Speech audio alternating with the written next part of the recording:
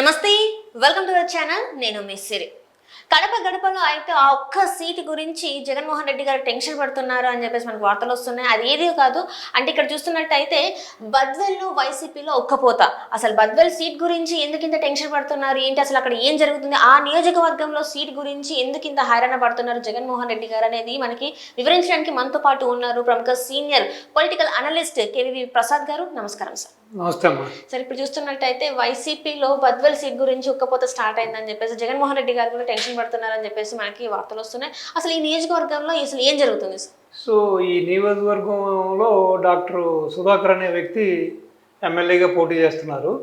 So అక్కడ ఉన్న బామర్దులు MLC Govind Reddy గారు ప్లస్ ఈ మధ్య నెల రోజుల క్రితం ఎలక్షన్ కాగా నియమించిన విశ్వనాథ్ రెడ్డి గారు, ఆయన ఒక అదనపు సమన్వయకర్తగా వైఎస్ జగన్ గారు నియమించడం జరిగింది. సో వీళ్ళిద్దరి మధ్య కూడా చాలా ప్రీతమైన ఒక అండర్స్టాండింగ్ లేకుండా వీళ్ళిద్దరు కొట్లాడు చేస్తున్నారు. సో వీళ్ళిద్దరు కొట్లాడటం వలన అడకత్తెరలో పోక చెక్కలాగా ఆ డాక్టర్ సుధాకర్ గారు సో నలిగిపోతున్నాడు. సో ఈయన వస్తే ఆయన రాడు, ఆయన వస్తే ఈయన రాడు. ఈవెన్ సుధాకర్ గారు నామినేషన్ వేసిన రోజున విశ్వనాథ్ రెడ్డి గారు వచ్చారని చెప్పి గోవింద్ రెడ్డి గారు ఎమ్మెల్సీ గారు గైరాజరయ్యారు. ఈవెన్ అవినాష్ రెడ్డి కూడా దీని మీద ప్రత్యేక దృష్టి పెట్టి సీఎం గారి సూచనల ప్రకారం వాళ్ళిద్దరిని కూడా కూర్చోబెట్టి మాట్లాడుతున్నా కూడా వాది వ్యవహారం కొలిక్కి రాలేదు. సో ఇద్దరు కూడా ఒక తాటి మీదకి వచ్చి పనిచేయట్లేదు. సో ఈ వ్యవహారం ఇటు అధిష్టానానికి, ఇటు వైసీపీ అధిష్టానానికి, జగన్మోహన్ రెడ్డికి, అవినాష్ రెడ్డికి ప్లస్ అక్కడున్న ఆ ఎమ్మెల్యే క్యాండిడేట్ అయిన డాక్టర్ సుధాకర్ గారికి ఇది పెద్ద తలనొప్పిగా మారిపోయింది. అంటే ఇక్కడ చూస్తున్నట్టయితే ఫస్ట్ నుంచి వైసీపీలో ఈ సీట్ల గందరగోళం అయితే మనం చూస్తున్నాం. ఎంపీని ఎమ్మెల్యేగా చేయడం, ఎమ్మెల్యేని ఎంపీగా చేయడం, ఇంకొకటి ఏంటంటే సీట్లు కూడా ఒక నియోజకవర్గం నుంచి ఇంకొక నియోజకవర్గానికి బదిలీ చేసినవి చూసాం. అండ్ ఇప్పుడు చూస్తే ఈ బద్వెల్ ఇలా ఉంది. ఇంకా ఒక 10 రోజులు కూడా లేని చాలా తక్కువ టైం ఉన్న ఏమంటే ఎలక్షన్స్ తక్కువ టైంలో ఇప్పటికీ కూడా ఇలాంటి ఒక సిచ్యువేషన్స్ ఎదుర్కొంటున్నారంటే అసలు ఆ పార్టీ పరిస్థితి ఏంటంటారు? పార్టీ పరిస్థితి అంటే ప్రజాక్షేత్రంలో వాళ్లకున్న ఆ వ్యతిరేకత, ప్రజల మధ్య వీళ్ళు ఆ విశ్వాసాన్ని కోల్పోవడం. ఎందుకంటే వీళ్ళు చేసిన ప్రజా వ్యతిరేక విధానాలు, వీళ్ళు చేసిన దౌర్జన్యాలు, భూ కబ్జాలు, సో వీళ్ళు చేసిన అసలు డెవలప్మెంట్ అంటూ లేదు కదా. ఈవెన్ ఎక్కడ కూడా రాష్ట్రంలో రహదారులన్నీ కూడా నరక కుపాలుగా మారిపోయినాయి. ఎక్కడ ఒక తట్టిడి మట్టేసిన పాపాన పోలేదు, ఎక్కడ కూడా ఒక ఇండస్ట్రీస్ని తీసుకొచ్చిన పాపాన పోలేదు. సో ఈ నిరుద్యోగులంతా కూడా మెగా డిఎస్సి కోసం ఎంతో ఆశగా ఎదురు చూశారు, ఆ పని చేయలేదు. సిపిఎస్ రద్దు చేస్తున్నారు, సిపిఎస్ రద్దు చేయలేదు. పోలవరాన్ని పూర్తి చేస్తున్నారు. ఈ విధంగా చెప్పుకుంటే చాంతాడంత లిస్ట్ ఉంది. చేసిన ఏ పని చేయకుండా కేవలం ఏదో కొన్ని సంక్షేమ పథకాల పేరు చెప్పి బటన్ నొక్కి, నేను 131 సార్లు బటన్ నొక్కాను, నాకు ఒక్కసారి నొక్కండి, మీరు క్యాండిడేట్లను చూడొద్దు, నన్ను చూడండి, 170 స్థానాల్లో కూడా నన్ను చూడండి, నన్ను చూసి ఓట్లేయండి, నేను చేసిన డెవలప్మెంట్ చూసి ఓట్లేయండి అని చెప్పి పదే జగన్మోహన్ రెడ్డి గారు చెబుతున్నారు. కానీ ఆయన చేసిన డెవలప్మెంట్ మాత్రం ఏముంది? కేవలం ఏదో 2-3 సంక్షేమ పథకాలు తప్పించి ఇక్కడ అక్కడ అప్పులు తెచ్చి ఎక్కడ దొరికిన చోటల్లా దోచుకొచ్చి ఉన్నాయన్నీ కుదవపెట్టి ఈ యొక్క బటన్ నొక్కుడు కార్యక్రమం చెప్పేసి ప్రజలకు ఉపయోగపడే విధంగా ఏది లేకపోవడం, ప్లస్ ఈ యొక్క కొన్ని పంపకాలు, కొన్ని విషయాల్లో, కొన్ని యొక్క సెటిల్మెంట్ల విషయాల్లో కూడా సో వాళ్ళ మధ్యన ఉన్న వైరం కారణంగా సో డెఫినెట్గా ఇది ఈ వీళ్ళ పోరు వలన డెఫినెట్గా కూటమి అభ్యర్థికి ఇది ప్లస్గా మారబోతుంది. అంతే కదా.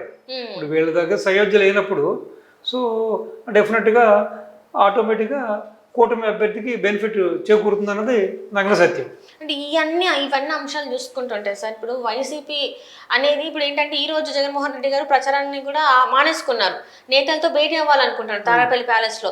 సో దేనికోసం భేటీ అంటే ఇక్కడ చూస్తున్నట్టయితే ల్యాండ్ టైటిలింగ్ యాక్ట్ అనేది కూడా చాలా ప్రజల్లో వ్యతిరేకత పెరిగిపోయింది. సో ఈ అంశాలన్నీ మళ్ళొకసారి క్రోడీకరించుకొని మళ్ళొకసారి నేతలందరితో చర్చించే అవకాశం ఉందంటారా? అంటే సీట్ల విషయమే కావచ్చు, ఇలాంటివి ఇంకా సంక్షేమ పథకాల గురించే కావచ్చు, అసలు ఇంకా ప్రజల్లోకి ఎలా వెళ్ళాలి అనేది ఇంకా ఏమన్నా వాళ్ళు మార్చుకునే అవకాశం ఉందంటారు? బాబు గారు ప్రవేశపెట్టిన మేనిఫెస్టో ముందు వైసీపీ మేనిఫెస్టో తేలిపోయింది. సో అక్కడ దాంతో పోటీ పడలేకపోయింది. ప్లస్ ఈ రోజున ఏదైతే వీళ్ళు తీసుకొచ్చిన ల్యాండ్ టైటిలింగ్ యాక్ట్ వలన ఈవెన్ బాబు గారు తీసుకొచ్చిన సూపర్ 6 మేనిఫెస్టోని మించి ప్రజలు ఈ యొక్క ల్యాండ్ టైటిలింగ్ యాక్ట్ వలన భయభ్రాంతులై యావత్ ఆంధ్రదేశ ప్రజలు భయభ్రాంతులై డెఫినెట్గా రేపొద్దున్న మన ఇంటికి, మన ఇంటి జాగాకి, లేకపోతే మన పొలాలకి, మన ఆస్తులకి రక్షణ ఉండదేమో అని చెప్పి ఇంకా టీడీపీ కూటమి ఇంకా ఎక్కువగా మొగ్గు చూపుతున్నారు. సో రేపొద్దున్న మన మనుగడ సాధించాలన్నా, మనం బాగుండాలన్నా, మన పిల్లజల్లా బాగుండాలన్నా, మన ఆస్తి బాగుండాలన్నా, మన ఇల్లు మనకు ఉండాలన్నా, మన పొలం మనకు ఉండాలన్నా డెఫినెట్గా మనం ఈ కూటమి సభ్యుల్ని ఎన్నుకుంటేనే రేపొద్దున మనకి సేఫ్ అనే నిర్ణయానికి ప్రజలు వచ్చేసారు. ఇప్పుడు ఈ విపరీతమైన ప్రజా వ్యతిరేక పవనాలు, ఈ విపరీతంగా ఇప్పుడు వస్తున్న ఈ సర్వేల్లో వస్తున్న ఈ సర్వే ఫలితాలను చూసిన తర్వాత దిక్కుతోచని జగన్మోహన్ రెడ్డి తన క్యాన్వాసింగ్ కార్యక్రమాన్ని కూడా ఆపు చేసి ఇప్పుడు తన ముఖ్య నేతలతో దీని నుంచి ఎలా బయటపడాలి, మళ్ళీ ఈ ప్రజా ఆగ్రహం నుంచి ఏ విధంగా తప్పించుకోవాలి, ప్లస్ తనకున్న ఒకే ఒక్క ఆయుధం ఏంటంటే అక్రమ సంపాదన.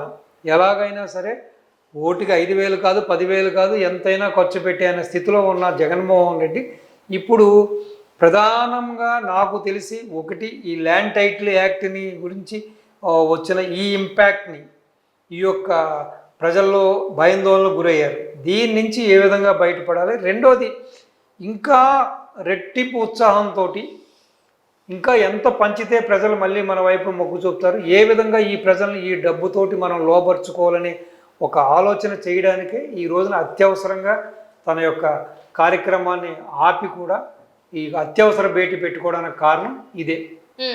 మరి ఇప్పుడు రాబోయే ఈ కొద్ది రోజులలో మేబీ ఒక వారం రోజులు ఉన్నాయి అనుకున్నా కూడా ఈ కొద్ది రోజులలో మరి ఇలాంటి భేటీలు పెట్టి ఇలాంటివన్నీ చేయడం వల్ల ఏమి వస్తుంది, తనకి ఉపయోగం ఏముంటుంది అంటారు? ఆల్రెడీ జరిగిన డ్యామేజ్ జరిగిపోయింది, ఆల్రెడీ ప్రజల్లోకి ఇది బాహటంగానే వెళ్ళిపోయింది. సో ప్రజలు ఆల్రెడీ ఒక మైండ్ సెట్ ఒక డిసిషన్కి వచ్చారు, కూటమి వైపే మొగ్గు చూపుతున్నారు, కూటమినే వాళ్ళు నెగ్గించాలనే దృఢ నిశ్చయాన్ని కూడా వచ్చేస్తారు. అయినా సరే మీరు చెప్పినట్టుగా మీకు తెలుసు కదా, శవరాజకీయం చేయడంలో ఈయన దిట్ట. కోడికత్తి అన్నాడు, బాబాయ్ మర్డర్ కేసుని అనుకూలంగా మార్చుకున్నాడు, మొన్న గులకరాయి అదేదో పటికిరాయి కనపడకుండా పోయిన మ్యాజిక్ రాయి ఏదో చేశాడు, అది కూడా పెద్దగా ఫలించకపోవడంతో ఇప్పుడు ఐపాక్ టీము ప్లస్ తన సీనియర్ నాయకులతోటి సో ఏదో విధంగా గజకర్ణ గోకర్ణ టక్కు టమారా విద్యలు ఉపయోగించి ఇంకా లాస్ట్ మూమెంట్లో అయినా సరే అట్లీస్ట్ ఒక మర్యాద నిలుపుకోవడానికి అట్లీస్ట్ మొన్నటిదాకా వై నాట్ 175 అన్న Jaganmohan Reddy why not even 10-20 ఏదో 5-10 సీట్లన్నా సంపాదించుకోకపోతే ఉన్న పరువు పోతుందనే భావనకు వచ్చి ఆ విధంగా కార్యాచరణ మొదలుపెట్టినట్టుగాను ఆ విధంగా పరువు దక్కించుకోవడం కానీ చేస్తున్న ప్రయత్నంగానే కనిపిస్తుంది. అంటే ఇప్పుడు ఈసారి అయితే ఇప్పుడు ఇలాంటివన్నీ చూసిన తర్వాత ఇంకా జగన్మోహన్ రెడ్డి గారు గెలిచి అంటే కనీసం స్థానాలు కూడా గెలుచుకునే అవకాశం లేదంటారా? నాకు తెలిసి ఆయన చేసిన పనులు, ఆయన చేస్తున్న పనులు, ఈ ప్రజా వ్యతిరేకతలు, ఈ ల్యాండ్ టైటిలింగ్ యాక్ట్ అనేది చాలా దుర్మార్గపు చర్య. ఇది రేపొద్దున ఎవరి యొక్క ఆస్తులకు కూడా ఇది ఒక షూరిటీ కానీ గ్యారంటీ లేని ఒక మోసపూరితమైన ఒక యాక్ట్ ఇది. కాబట్టి ప్రజలు నిజంగా విజ్ఞులై, ప్రజలు నిజంగా చైతన్యవంతులై, ప్రజలు దీన్ని గమనించి ఈవెన్ ఒక సీట్ ఇచ్చినా కూడా ఈవెన్ ఆ యొక్క అసెంబ్లీ పరిధిలో కూడా ఆ దుర్మార్గుడు రేపొద్దున ఇవన్నీ వేషాలు వేస్తాడో, ఏ విధంగా మనల్ని ఇబ్బంది పెడతాడనే ఒక భావనకు వచ్చి అసలు ఒక్క సీటు కూడా ఇవ్వకుండా ప్రతిపక్షాలకే 175 సీట్స్ ఇస్తే నిజంగానే ఇది హర్షణీయం, ఆమోదనీయం. ఇది జరగాలని నేను కోరుకుంటున్నాను. Right sir, right. Thank you so much. నమస్తే అమ్మా, థ్యాంక్ యూ.